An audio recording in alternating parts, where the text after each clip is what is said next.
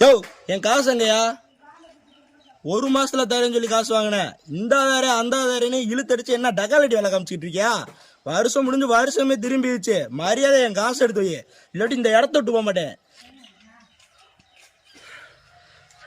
அண்ணே 2 நாள்ல தந்துடுறேண்ணே. 2 நாள்ல பணம் வரல, இந்த ஊர்லயே நீ இருக்க மாட்ட.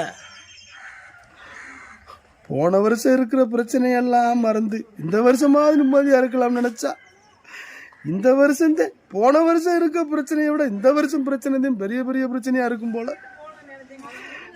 வருஷம் பிறந்த நாளே இன்னைக்கு அமக்கலாம். இன்னி இருக்கிற 4 வருஷம் பூரா எப்படியோ. ஹாப்பி நியூ இயர்னே. இது வேறையா? கொடுமைன்னு கோயிலுக்கு போனேன். அங்கே 2 குடும்பம் சிங்குன்னு அடித்தான். என்னத்தை சொல்ல.